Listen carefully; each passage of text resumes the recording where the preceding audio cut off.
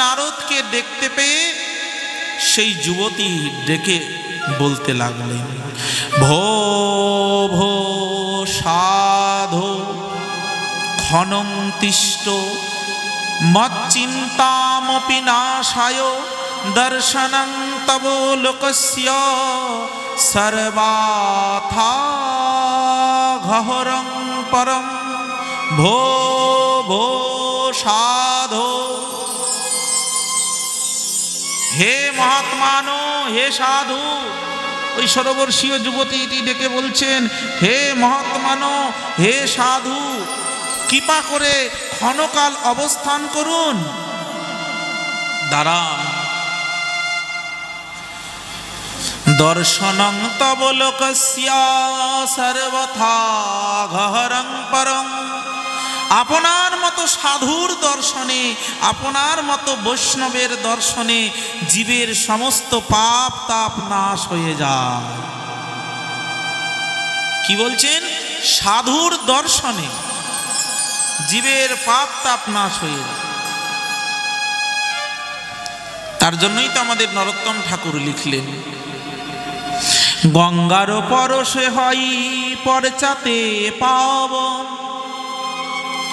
দর্শনে পবিত্র করো এই তোমার গুণ। সাধুকে দর্শন করলেই জীব পবিত্র হয়ে যায়, দর্শনে পবিত্র করো এই তোমার গুণ।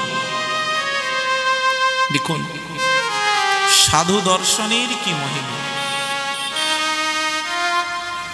আমাদের মুনি ঋষিবৃন্দের মধ্যে মার্কেন্ডেয় মুনির কথা আমরা সকলে জানি।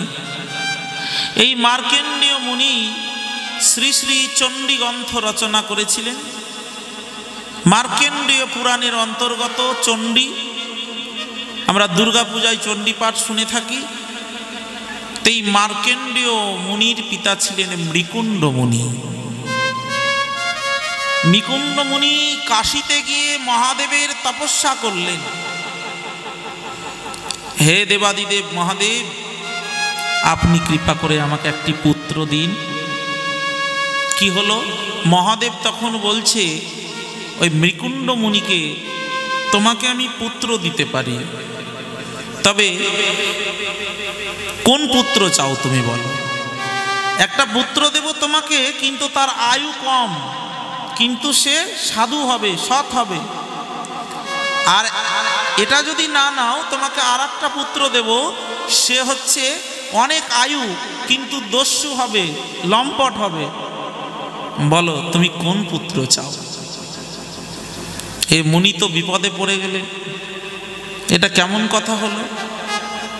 এমন পুত্র আমাকে দেবে যে কিনা বলছে আয়ু কম অথচ সাধু সৎ জ্ঞানী। আবার বলছে ওটা যদি না নাও তাহলে তোমাকে আর একটা পুত্র দেব, সে হবে অনেক আয়ু থাকবে, অনেক দিন বাঁচবে, কিন্তু তার লম্পট, সে দুরাচারী হবে। কোনটা চাও? মৃকুণ্ড মুনি বললেন, যদি অল্প আয়ু সম্পন্ন পুত্র হয়, সে যদি সৎ হয়, সে যদি জ্ঞানী হয়, সে যদি সাধু হয়, আমাকে ওই পুত্রই আপনি দিন। মহাদেব প্রসন্ন হয়ে এইবার কাকে দিলেন? না, মার্কেন্ডেয় মুনিকেই দিলেন পুত্র রূপে।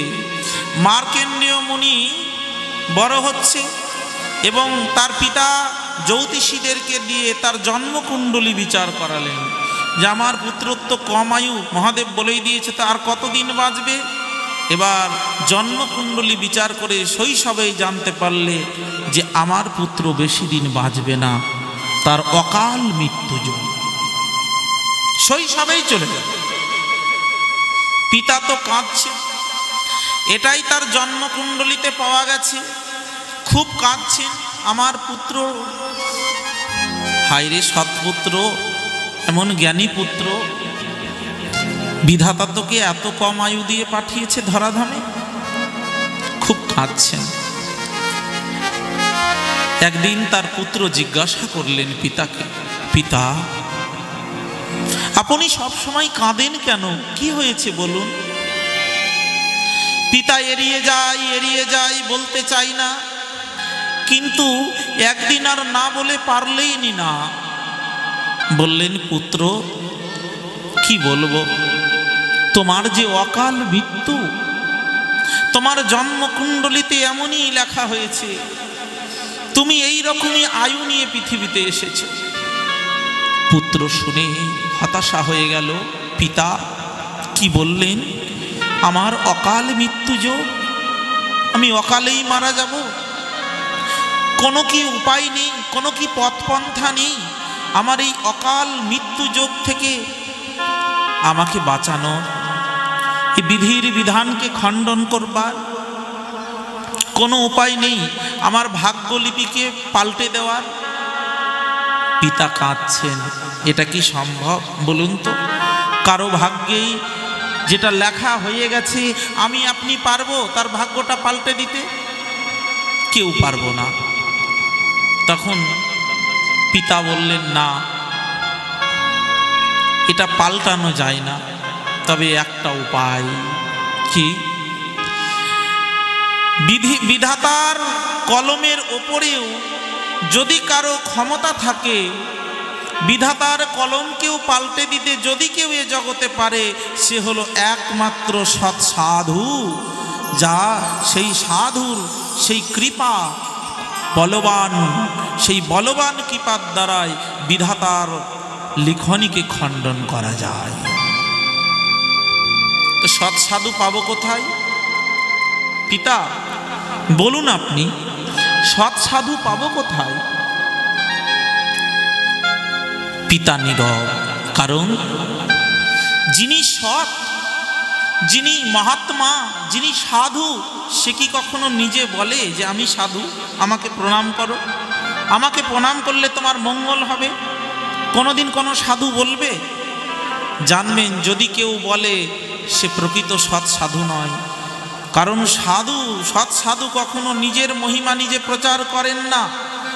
সৎ সাধু, সদ্গুরু কি করেন? ভগবানের মহিমা জগতে প্রচার করেন, নিজের মহিমা নয়। তখন তার পিতা বললেন, শোনো বাবা, এইভাবে সৎ সাধুকে খুঁজে পাওয়া যায় না। তুমি এক কাজ করবে, সাধু দেখলেই মাথাটা নইয়ে তাকে প্রণাম করবে। এমনি করে সাধুকে প্রণাম করতে করতে কোনোদিন তোমার ভাগ্যে সৎ সাধু মিলবেই মিলবে, আর তার দেওয়া আশীর্বাদে তোমার ভাগ্যলিপি খণ্ডন হয়ে যাবে। কি হলো? সেই প্রকার চলতে লাগলো। মার্কেন্ডীয় মুনি সাধু দেখলেই প্রণাম করে, মাথাটা নাইয়ে দেয়। এই রকম তার অভ্যাস হয়ে গেল। সাধু দেখে, সাধুকে দেখলেই প্রণাম করে, এটা তার অভ্যাসে দাঁড়িয়ে গেল। এখন রাস্তা দিয়ে চলতে গেলেই যখনই সাধু দেখে তখনই প্রণাম করে। একদিন কি হলো, পথের মধ্যে দেখা হয়ে গেল ভাগবতের বিখ্যাত চারজন সাধুর সঙ্গে। এই চারজন সাধু মহা তেজস্বী, দেখতে বালকের মতো। এরা হলেন ব্রহ্মার পুত্র চতুষ্সনক, সনক, সনন্দ, সনাতন, সনত কুমার। আর এই চারজন সাধু চলে যাচ্ছে। চারজন সাধুকে দেখেই মার্কেন্ডীয় মুনি সঙ্গে সঙ্গে মাথাটা নত করে প্রণাম করলেন। সাধুর চরণে দণ্ডবৎ প্রণাম। সাধু চারজন দেখেই দাঁড়িয়ে গেলেন, আর চারজন সাধু একসঙ্গে আশীর্বাদ করলে, তুমি দীর্ঘজীবী হও। কি আশীর্বাদ করলো সাধু? তুমি দীর্ঘজীবী হও। আর এদিকে তার ভাগ্যে কি লেখা আছে? শৈশবেই মৃত্যু, অকাল মৃত্যু যোগ। তাহলে সাধুর মুখের কথা বেরিয়ে গেছে, আর এইদিকে তার ভাগ্যেও লেখা আছে। কি হলো? এইবার সাধুর বাক্যেই ভাগ্যলিপি খণ্ডন হয়ে গেল। মহাদেব নিজে বললেন যে সাধুর বাক্যকে আমি রক্ষা করব। তার আয়ু বেড়ে গেল। কি হলো না, এই মুনি 4 যুগে বেঁচে থাকলো। সত্য, ত্রেতা, দাপর, কলি, 4 যুগে বেঁচে থাকলো। 4 জন সাধুর আশীর্বাদ, দীর্ঘজীবী হও, এই জন্য 4 যুগ বেঁচে থাকলো। একেই বলছে সাধুর মহিমা। তাই সেই যুবতী বলছেন, আপনার মতো সাধুর দর্শনে জগতের কল্যাণ হয়, আপনার মতো সাধুর দর্শনে সর্ব অঘর নাশ হয়, অঘ নাশ হয়। অঘ শব্দের অর্থ পাপ। দর্শনং তব লোকস্য সর্বথা ঘহরং পরম বহুধা তব বাক্যেন দুঃখ শান্তির ভবিষ্যতি সদা ভাগ্যং তদ্ভূরি ভবত দর্শনং তদা। দেবর্ষি নারদ তখন বলল, কে? ওই রমণীকে জিজ্ঞাসা করলো, ওই যুবতীকে জিজ্ঞাসা করলো, দেবী তুমি কে? আর তোমার কোলে এই দুইজন পুরুষই বা কে? আর তোমার চারপাশে এই কমল নয়না নারীরা বা কারা? তখন সেই যুবতী উত্তর দিল, অহং ভক্তি রীতি খ্যাতাই মৌমে তন্ময় নত জ্ঞান বৈরাগ্য নামনৌ কালয়োগেন জর্জর। অহং ভক্তি রীতি, আমি ভক্তি। সেই যুবতী রমণীটি উত্তর দিল, আমি ভক্তি। যে ভক্তি লাভের জন্য আমরা এত সাধন করি, যে ভক্তি লাভ ব্যতীত ভগবানকে পাওয়া যায় না, সেই ভক্তি দেবী আজকে বৃন্দাবনের ভূমিতে প্রকট হয়েছে। সেই ভক্তি দেবী আজকে বৃন্দাবনের ভূমিতে প্রকট হয়ে কাঁদছে তার জ্ঞান বৈরাগ্য পুত্রদের নিয়ে। তখন ভক্তি দেবী বলল, আমি হলাম ভক্তি, আর আমার দুই পুত্র হলো জ্ঞান আর বৈরাগ্য, আর আমার চারপাশে যে কমলা নয়না এরা হলো সমস্ত তীর্থাদি নদ নদী সমূহ। তাহলে জ্ঞান বৈরাগ্য অচৈতন্য কেন? বলছেন তাদের অচৈতন্য হওয়ার কারণ হলো কালয়োগেন জর্জর। কলিযুগ, কলির কবলে, কালের প্রবাহে তারা জর্জরিত। এই কলিযুগে দেখবেন জ্ঞান বৈরাগ্যের প্রাধান্য নেই। আপনি যদি জ্ঞানের কথা কাউকে বলতে যান, শুষ্ক জ্ঞানের কথা আপনার পাশে বসবেই না, বলে এই বুড়ো মানুষের মতো জ্ঞান দিস না। জ্ঞান এখানে কলিযুগে বৃদ্ধ, এই জন্যই এখানে বৃদ্ধ সংজ্ঞাটি করেছে। কলিযুগে জ্ঞান হলো বৃদ্ধ, বৈরাগ্য হলো বৃদ্ধ। বৈরাগ্যের কথা যদি আপনি কাউকে বলতে যান, অনেক তো হলো জীবনে, অনেক তো অখাদ্য কুখাদ্য খেলে, অনেক তো নেশা ভাঙ করলে, এবার ছেড়ে দাও। যখনই বলতে যাবেন তখনই আপনার সাথে আর যোগাযোগ রাখবেন।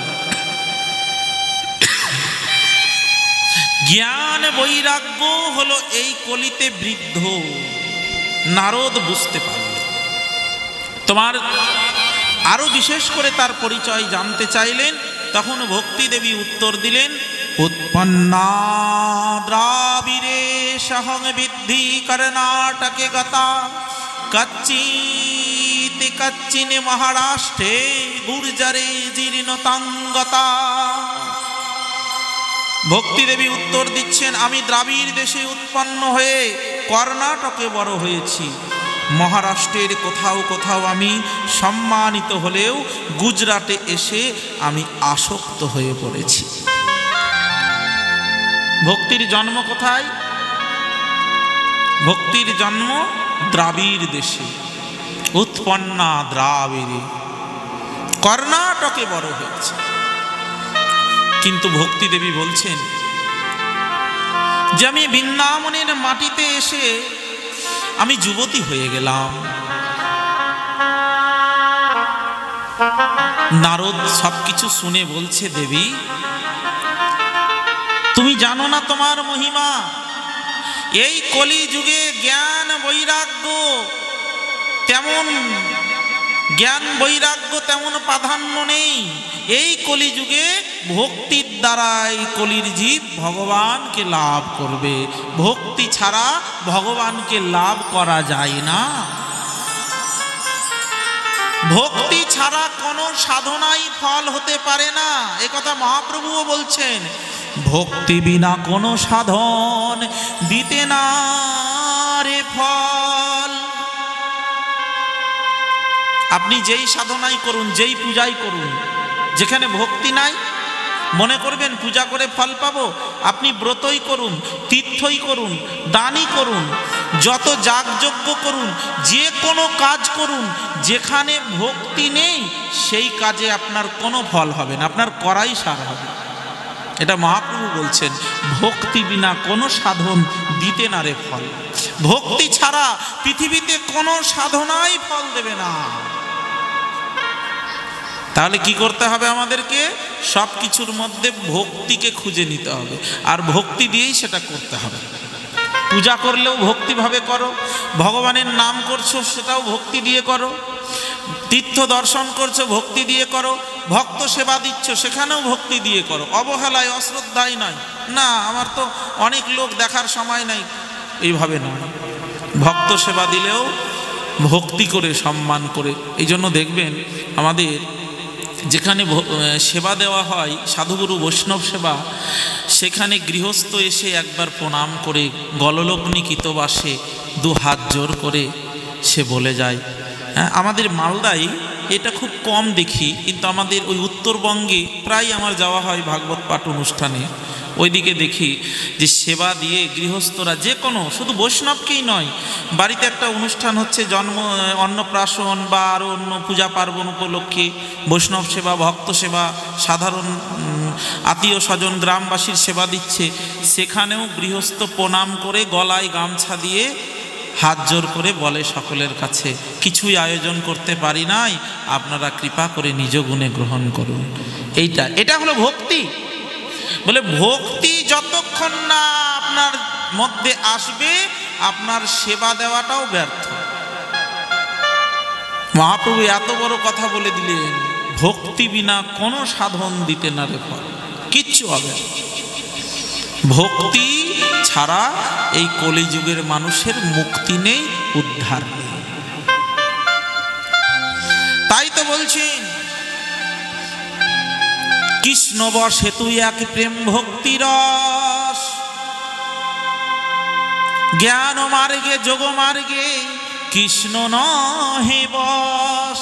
জ্ঞান মার্গে যোগ মার্গে কৃষ্ণ পাওয়া যায় না, কৃষ্ণকে ভক্তির দ্বারাই পাওয়া যায়। এই প্রকার ভক্তির মহিমা শুনে দেবর্ষি নারদের মুখে নিজের মহিমা ভক্তি দেবী শুনে বড় আনন্দিত হলেন এবং বললেন, হে ঋষিবর, আপনি কৃপা করে আমার পুত্রদের এই জ্ঞান বৈরাগ্যকে চেতন করে দিন। নারদ শুরু করলেন তখন গীতা পাঠ, বেদ পাঠ, তাদেরকে শোনাতে লাগলেন, যদি গীতা শুনিয়ে জ্ঞান বৈরাগ্য জাগে। কি হলো গো? গীতা কানের কাছে গিয়ে গীতা পড়ছে নারদ। আমাদের সনাতন ধর্মের সর্বশ্রেষ্ঠ গ্রন্থ গীতা, সমস্ত শাস্ত্রের সারভূতা, বিশুদ্ধ বলিয়া প্রশংসিতা। এই গীতা জোরে জোরে জোরে জোরে শোনাচ্ছে যাতে কানের মধ্যে প্রবেশ করে। কিন্তু কি হলো, গীতা শুনে যদিও একবার উঠে দাঁড়ালো, আবার অজ্ঞান। বেদ পুরাণ শোনাচ্ছে, কিছুতে কিছু হচ্ছে। তখন আকাশ থেকে আকস্মাৎ দৈব বাণী হলো। নারদ ভয় পেয়ে গেলেন যে আমি গীতা শোনাচ্ছি, পুরাণ শোনাচ্ছি, কিন্তু এতে কিচ্ছু হচ্ছে না। আকাশ থেকে দৈববাণী হলো, বলল, হে নারদ, এইভাবে জ্ঞান বৈরাগ্যকে চেতন করা যাবে না, আপনি সৎ সাধুর সংস্পর্শে যান। তাহলে কি বলে গেল? আকাশ থেকে দৈববাণী হলো, সৎ সাধুর সংস্পর্শে যেতে বললেন। এখন সৎ সাধু খুঁজতে বেরিয়েছেন দেবর্ষি নারদ। এমন সময়ই দেখা হয়েছে এই চতুষ্সনকের সঙ্গে, মনটা খারাপ। এইবার চতুষ্সনক জিজ্ঞাসা করছেন, হে দেবর্ষিপাদ, বলুন আপনার বদন বিমর্ষ কেন? তখন সমস্ত ঘটনা খুলে বললেন। তখন এরা বললেন, হে দেবর্ষিপাদ, আপনার এই জ্ঞান বৈরাগ্যকে এইভাবে চেতন করা যাবে না, তুমি চিন্তা করিও না, তোমার উদ্যম কখনো বিফল হবে না। সাধুদের কাছে সৎকর্মের উপদেশ গ্রহণ করে যজ্ঞ অনুষ্ঠান করলেই এদের এইরা জ্ঞান বৈরাগ্য চেতন হবে। তখন বললে কোথায়? না, তখন সনত কুমারগণ উত্তর দিলেন, হরিদ্বারের নিকটে আনন্দ ধামে একটি পুণ্যময় গঙ্গাতট আছে, যা দেব সিদ্ধগণের সেবিত, বহু ঋষিগণ দ্বারা বেষ্টিত। সেইখানে ভাগবত সপ্তাহ হচ্ছে। আর সেই ভাগবত সপ্তাহ আসরে এই জ্ঞান বৈরাগ্যকে সঙ্গে নিয়ে যদি ভক্তি দেবী আসে, তাহলে জ্ঞান বৈরাগ্য চেতন হবে। এইবার দেবর্ষি নারদ গিয়ে সেই ভক্তি দেবীকে নিয়ে আসলেন, আর নিয়ে এসে সেইখানে সাধুদের সঙ্গে বসে ভক্তি দেবী সাধুদের হৃদয়ের মধ্যে আশ্রয় নিলেন, আর জ্ঞান বৈরাগ্য চেতন হল। জ্ঞান বৈরাগ্য চেতন হয়ে ভক্তি দেবী আনন্দে ভগবানের গুণগান গাইতে লাগলেন। कई वृंदावन धाम की राधा रानी की,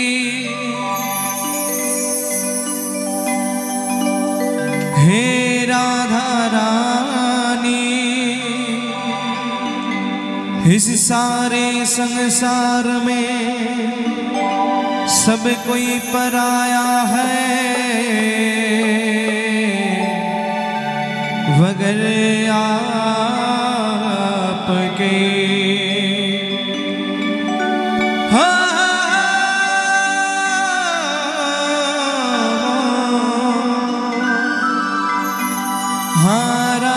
राधे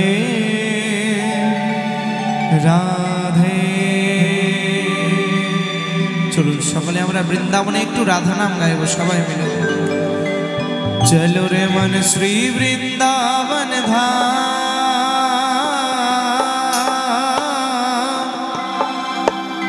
रटे जा राधे राधे नाम, मिलेंगे कुंज बिहारी, होर के कामरकारी। सब लोग दोनों हाथ ऊपर और कहिए राधा रानी की। चलो रे मन श्री